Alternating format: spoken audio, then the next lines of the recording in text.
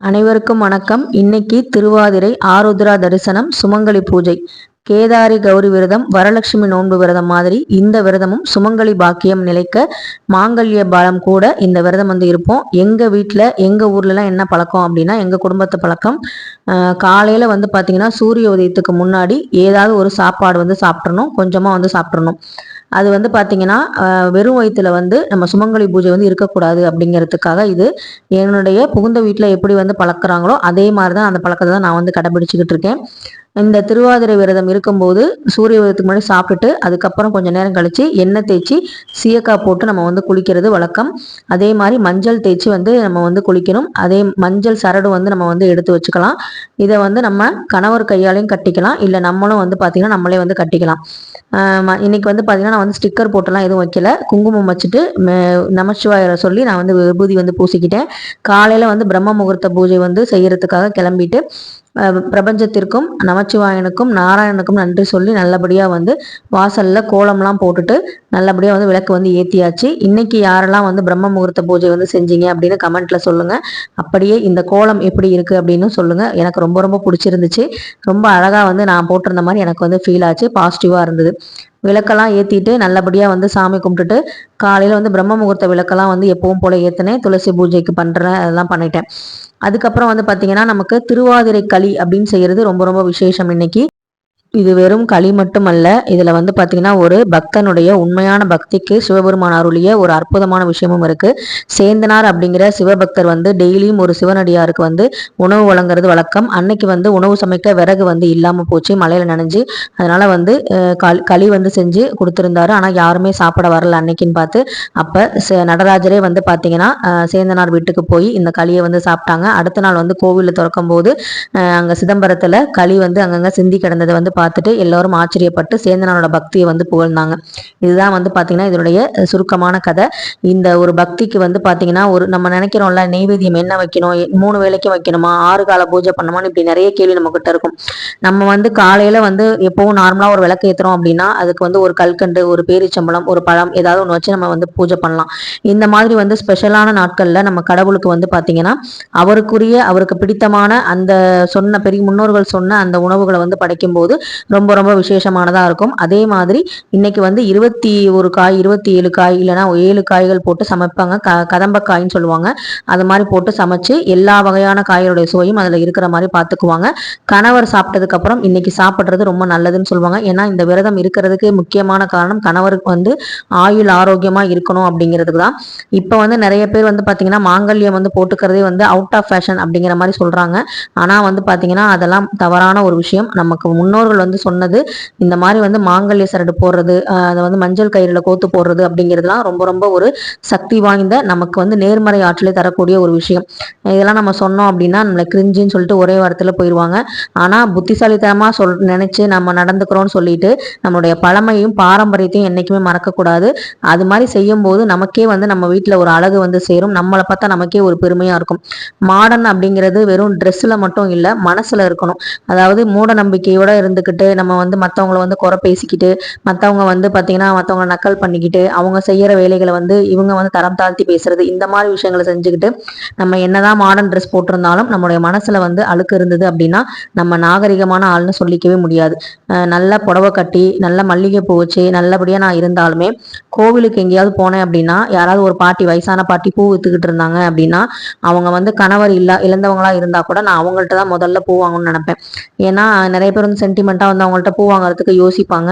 எனக்கு பார்த்தீங்கன்னா அவங்க நல்லா வாழ்ந்து வயசானவங்களா இருக்காங்க, அவங்களுடைய ஆசீர்வாதமும் வேணும்னு சொல்லிட்டு சந்தோஷமா போய் அவங்கள்ட்ட பூ வாங்குவேன். இதுல எனக்கு மூட நம்பிக்கை மேல நம்பிக்கை கிடையாது. ஸோ அதனால பார்த்தீங்கன்னா நம்மளுடைய மனசுல அந்த நாகரிகம் வளர்ந்துருச்சு அப்படின்னா நம்ம பகுத்தறிவோட இருக்கிறோம் அப்படிங்கிறதுக்கு அது ஒரு உதாரணம். அதே நேரத்துல பக்தியில பார்த்தீங்கன்னா நம்ம விளையாட்டுத்தனமாவோ இல்லை பார்த்தீங்கன்னா மற்றவங்களை கேலி செய்யற ஒரு விஷயமாவோ நம்ம பார்த்தோம் அப்படின்னா அதுக்கான தண்டனையும் நம்ம கண்டிப்பா கிடைக்கும்.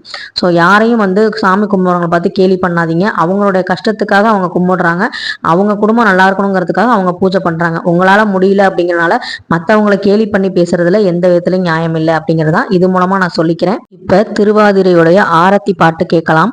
திருவாதிரையாரே திருவாதிரையாரே தேன் பொழிந்த வாயாரே உடையாத வெள்ளம் கொண்டு உருகாத வெண்ணெய் கொண்டு 7 அடை சுட்டு 2 இலை மாற்றி திருவே எழுந்திரு திருமாங்கல்யமே எழுந்திரு மஞ்சள் நீர் விளையாடுவோம் திருமாங்கல்யமே எழுந்திரு மஞ்சள் நீர் விளையாடுவோம் மயிலே எழுந்திரு கூடி விளையாடுவோம் குயிலே எழுந்திரு திருவாதிரையாரே திருவாதிரையாரே தேன் பொழிந்த திருவாதிரையாரே திருவாதிரை கும்பிட தெய்வமே எழுந்திரு கும்பிட்டு நீராட குயிலே எழுந்திரு மார்கழி நீராட மயிலே எழுந்திரு ஆற்றுமடை வற்றினாலும் அரிசி மடை வற்றாமல் கருகமணி தேய்ந்தாலும் கழுத்து நூல் தேயாமல் மாங்கல்ய பிச்சை மடிப்பிச்சை தாருமம்மா திருவாதிரையாரே திருவாதிரையாரே தேன் பொழிந்த வாயாரே சந்தான பிச்சையுடன் தனங்களும் தாருமம்மா பெட்டி நிறைய பூஷணங்கள் தாருமம்மா பட்டி நிறைய பால் பசுக்கள் தாருமம்மா கொட்டில் நிறைய குதிரைகள் தாருமம்மா வந்தவினை அகற்றி மகாபாக்கியம் தாருமம்மா அல்லும் பகலும் என் அண்டையில் நில்லும் அம்மா. இந்த மாதிரி திருவாதிரை ஆரத்தி பாட்டு இருக்கு. நமக்கு மாங்கல்ய பிச்சை சந்தான பாக்கியம் தன தானியம் எல்லாமே கேட்டு நம்ம ஒரு பாடக்கூடிய ஒரு அற்புதமான பாட்டு. இந்த திருவாதிரை விரதம் இருக்கும்போது நம்ம வீட்டில் குடும்பத்தில் ஒற்றுமை நிகழும். அதே மாதிரி சந்தோஷம் பெருகும் அப்படிங்கிறதுல எந்த சந்தேகமும் இல்லை. பிரிந்த கணவர் மனைவி கூடுவர். அதே மாதிரி கணவன் மனைவிகளை சண்டை சச்சரவுலாம் இருந்தால் இந்த மாதிரி பூஜைகள் பண்ணலாம். நம்ம வரலட்சுமி பூஜை பெருசா தாம்பூலம் வச்சு கொடுக்க முடியல, என்னால் எதுவும் பண்ண முடியல அப்படின்னு நினைக்கிறவங்க, கேதாரி கௌரி விரதத்துக்கு என்னால் பிரசாதங்கள் நிறைய செஞ்சு படைக்க முடியல, அந்த பழக்கம் என்கிட்ட இல்லைன்னு நினைக்கிறவங்க, இதுவும் ஒரு சுமங்கலி பூஜை. சிவபெருமானும் பார்வதி தேவியாரும் சிவ குடும்பமும் எப்படி ஒற்றுமையா இருக்காங்களோ அதே மாதிரி நம்மளுடைய குடும்பம் ஒற்றுமையா இருக்கிறதுக்கு நம்மளுடைய மாங்கல்ய பலத்தை கூட்டுவதற்காக செய்யக்கூடிய ஒரு அற்புதமான எளிமையான ஒரு நாள் விரதம் தான் இது. இந்த ஆருத்ரா தரிசனத்தை பார்க்கறதுக்கு நமக்கு காண கண்கோடி வேண்டும். நடராஜர் ஆனந்த தாண்டவம் ஆடிய அந்த சிவபெருமானுக்கு இன்னைக்கு முடிஞ்சா அபிஷேக பொருட்கள் வாங்கி கொடுக்கலாம். நீங்க வீட்டுல பூஜை பண்ண முடியாட்டியும் கோவில்ல போயிட்டு உங்க கணவருக்காக வேண்டிக்கிட்டு நல்லபடியா அபிஷேகத்துல கலந்துக்கிட்டு அங்க கொடுக்குற பிரசாதத்தை நீங்க வாங்கி உங்க கணவருக்கு சாப்பிட்டதுக்கு அப்புறம் நீங்களும் சாப்பிடலாம். எப்படி உங்களுக்கு சௌரியமோ அந்த மாதிரி செய்யுங்க. இந்த மாதிரி தான் செய்யணுங்கிறது எந்த கட்டாயமும் இல்லை. உங்களுடைய சூழ்நிலை உங்களுக்கு மட்டும்தான் தெரியும். அந்த சூழ்நிலையை மாத்துறதுக்காக தான் நம்ம இத்தனை பூஜைகளை பண்றோம். மற்றவங்கள மாதிரி நம்மளும் வாழணும்னு நினைக்கிறத விட நம்மளை பார்த்து மற்ற சில பேர் மாறிக்கணும் அப்படிங்கிற மாதிரி நம்ம வாழ்ந்து காட்டணும். அதுதான் உண்மையான வெற்றி. நம்ம காப்பி பேஸ்ட் பண்ற ஒரு சாதாரண வாழ்க்கையை வாழாம நம்மளை பார்த்து ஒரு ரோல் மாடலா இருக்கிற நிறைய பேருக்கு நம்மளுடைய விஷயங்கள் எல்லாமே ஜெயிச்சு காட்டும் போது நம்மளுடைய வெற்றி தான் அவங்களுக்கு பதிலாக இருக்கணும். அதுக்கு முன்னாடி நம்ம எதுவுமே வாய் பேசாம இருக்கிறது நமக்குமே நல்லது.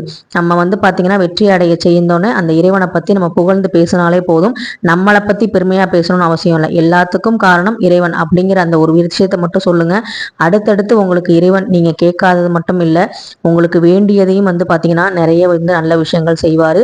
நீங்க கேட்டதெல்லாம் கிடைக்கலன்னு சொல்லி வருத்தப்படாதீங்க. இறைவனுக்கு தெரியும் எது உங்களுக்கு நல்லதுன்னு. அதை கண்டிப்பா நமக்கு தருவாரு. இன்னைக்கு சூப்பரா பாத்தீங்கன்னா சிவபெருமான் பார்வதி சிவ குடும்பத்தோட இருக்கிற அந்த போட்டோ வச்சு சிவலிங்கம் வச்சு நல்லபடியா குத்து விளக்கு ஏற்றி குலதெய்வத்தோட அனுமதியோட விநாயகர் பெருமானை வேண்டிக்கிட்டு மஞ்சள் குங்குமம் அந்த மாங்கல்ய சரடு அதுக்கப்புறம் பூக்கள் இதெல்லாமே வச்சு நல்லபடியா விளக்கேற்றி சாமி கும்பிட்டாச்சு. இது பாத்தீங்கன்னா மாலை வேலையில சில பேர் படையல் போடுவாங்க, சில பேர் மதிய வேலையில போடுவாங்க. காலையில நம்ம 4:30 மணிக்கு அந்த 6 மணிக்குள்ள சாப்பிட்றது அது மட்டும் தான் சாப்பாடு, மற்றபடி சாப்பிடக்கூடாது.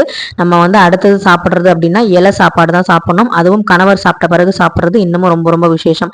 கணவர் பாத்தீங்கன்னா பக்கத்துல இல்லை, வெளிநாட்டுல வேலை பார்க்குறாங்க அப்படின்னா நீங்க சாமிக்கு படைச்சிட்டு கணவருக்காக நல்லபடியா வேண்டிக்கிட்டு நம்மளுடைய மாங்கல்ய பலம் கூடணும்னு சொல்லி நினைச்சிட்டு நம்ம சாப்பிட்றதும் ஒன்றும் தவறு கிடையாது.